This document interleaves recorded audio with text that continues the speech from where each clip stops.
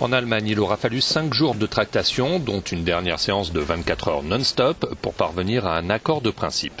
Les conservateurs de la chancelière Angela Merkel et les sociodémocrates de Martin Schulz ont trouvé un compromis, sous la forme d'un document de 28 pages, pour constituer un nouveau gouvernement de coalition. Bien sûr, l'accord contient un volet concernant le contrôle et la régulation de la politique migratoire et du nombre de demandeurs d'asile. Nous avons eu des discussions difficiles à ce sujet et pour la répartition des tâches entre l'État, les régions et les communes. Nous sommes bien conscients que la préoccupation des gens, ce n'est pas de savoir qui est en charge de tel ou tel dossier. Ce qu'ils veulent, c'est que le pays fonctionne.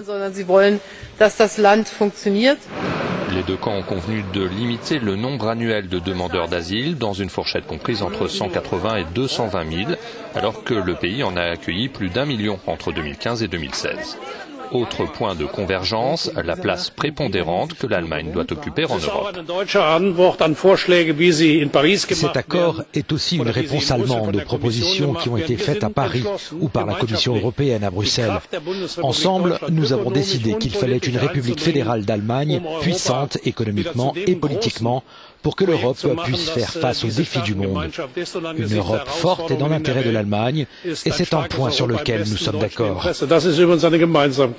Pas d'accord par contre sur la hausse des impôts ou la création d'une assurance maladie citoyenne. C'est le 21 janvier, lors d'un congrès extraordinaire, que le SPD doit donner son aval à ce nouvel exécutif qui ne devrait pas être en place avant fin mars.